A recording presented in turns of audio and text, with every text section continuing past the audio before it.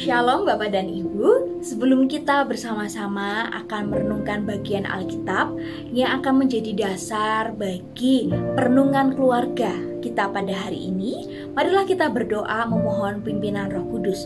Mari kita berdoa.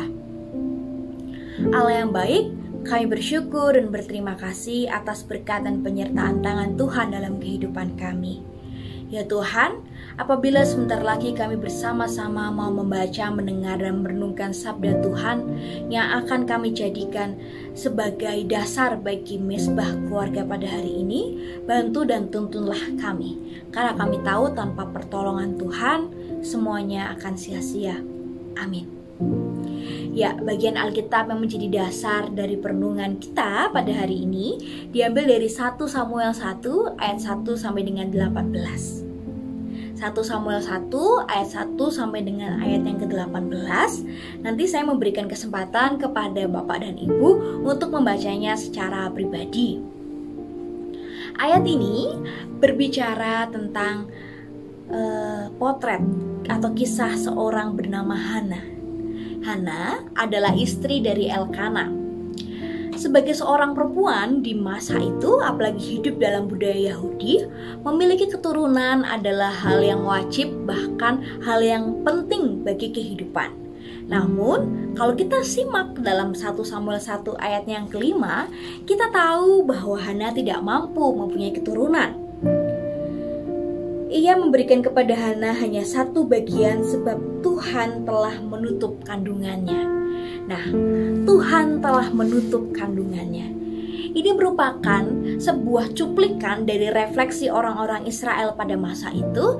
Ketika seorang perempuan tidak mampu memberikan keturunan, maka hal itu dikaitkan dengan sebuah kutukan atau hukuman daripada Tuhan.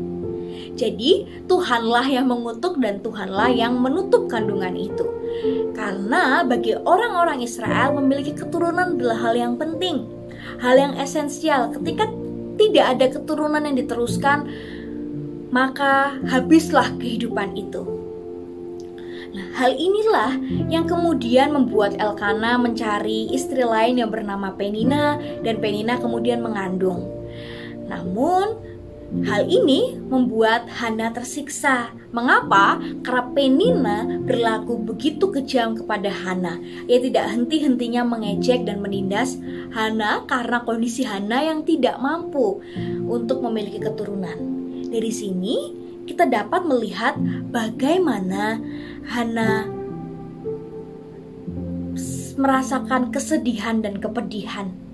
Bagaimana Hana yang teraniaya dan dalam pergumulannya itu ia tidak dapat berbuat apa-apa. Ketika ia menyadari bahwa ia tidak mampu berbuat apa-apa, maka yang dapat Hana lakukan hanyalah berdoa, dan ia berdoa di bait Allah. Ketika Imam Eli melihat Hana, Imam Eli mengira bahwa Hana ini sedang mabuk karena ia berkomat kami dan Hananya berdoa dalam hati. Mengapa? Ini hal yang tidak wajar atau hal yang kurang lazim karena pada masa itu banyak orang yang berdoa dengan suara lantang. Namun Hana hanya dapat mengatakan atau membacakan doa itu dalam hati karena kepedihannya, karena rasa sakit yang sedang dia alami. Mungkin Bapak atau Ibu juga pernah mengalami ketika kita sedang dalam masalah yang berat, masalah yang pelik, maka ketika kita berdoa kepada Tuhan, kita tidak mampu mengucapkan atau menguraikan apa yang sedang kita rasakan. Yang dapat kita lakukan hanyalah menangis. Nah, ini sama dengan apa yang dilakukan oleh Hana. Ketika Imam Eli kemudian mengetahui permasalahan yang sedang dihadapi oleh Hana, Imam Eli menguatkan Hana dan berkata, Tuhan mendengarkan doamu dan mengabulkannya. Nah, ini membuat Hana yakin bahwa Tuhan pasti mendengar dan mengabulkannya. Bahwa ketika dia datang kepada Tuhan, itu semua tidak akan pernah menjadi sia-sia. Bahwa Tuhan adalah sumber jawaban dan sumber kekuatan. Lalu, apa sih yang akan kita refleksikan dari kisah Hana ini? Kita mau sama-sama mengajak para anggota keluarga kita untuk menyadari pentingnya doa dalam keluarga. Doa adalah fondasi yang mau kita bangun bersama dalam kebersamaan keluarga. bahwa kita mengamini keluarga bukan hanya sekedar keturunan biologis atau hal-hal yang berkaitan dengan DNA dan biologi saja, tetapi keluarga juga adalah sebuah bagian dari persekutuan yang hidup, persekutuan bersama dengan anggota keluarga dan persekutuan bersama Allah. Oleh sebab itu, doa menjadi salah satu hal yang esensial yang perlu kita bangun dalam keluarga dan perlu kita budayakan atau biasakan. Ketika kita membiasakan anggota keluarga kita saling duduk bersama dan berdoa, maka akan tercipta sebuah kehangatan dan rasa bahwa ada keluargaku yang senantiasa ada untukku, bahwa ada orang yang senantiasa berdoa untuk aku ketika ada permasalahan menimpa hidupku, dan aku tidak akan pernah merasa sendirian karena aku tahu Tuhan bersamaku dan keluargaku ada bersamaku. Nah, ini merupakan kebiasaan baik yang perlu kita lanjutkan bersama, perlu kita budayakan bersama untuk bersama-sama mengajak anggota keluarga kita untuk berdoa. Nah, dalam doa ini kita bisa menceritakan keresahan yang dialami oleh masing-masing keluarga atau permasalahan yang sedang kita hadapi sebagai keluarga. Misal sebagai keluarga kita menghadapi ada anggota keluarga lain yang sedang sakit atau sedang mengalami masalah, kita mau bersama-sama mendukungnya dalam doa.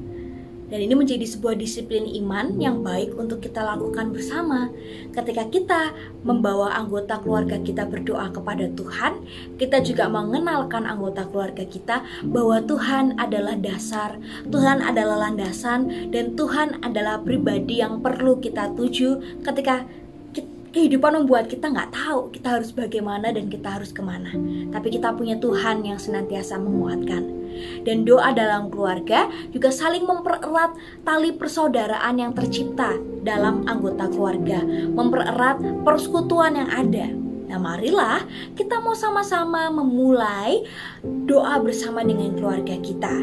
Dan apakah dalam keluarga kita sudah rutin melakukannya? Bahkan ketika tidak ada masalah sekalipun, kita mau ajak anggota keluarga kita untuk senantiasa bersyukur atas pemeliharaan Tuhan dalam kehidupan kita. Dan yang kedua, marilah kita mau ajak anggota keluarga kita untuk sama-sama membicarakan pergumulan yang sedang dihadapi dan kita mau doakan bersama. Keterbukaan dalam keluarga adalah awal yang baik untuk saling menyapa, menguatkan, bahkan memulihkan. Kita mau menceritakan pergumulan yang sedang kita hadapi, kerisauan kita, kerisauan anak-anak kita, mungkin masalah sekolah, masalah pertemanan di media sosial. Kita mau ajak anak-anak kita untuk bersama-sama terbuka dan kita mau mendoakan masalah itu supaya dalam setiap pergumulan, dalam setiap permasalahan, ada Tuhan yang senantiasa kita libatkan, ada Tuhan yang senantiasa kita ingat bahwa Ia bersama dengan kita. Marilah Bapak Ibu, kita mau sama-sama mengajak anggota keluarga kita meneladani apa yang Hana lakukan, yaitu datang kepada Tuhan dalam doa. Kita mau ajak anak-anak kita untuk tekun berdoa, dan kita mau memulainya dari doa bersama keluarga. Selamat berdoa dalam keluarga dan selamat menghayati bulan keluarga.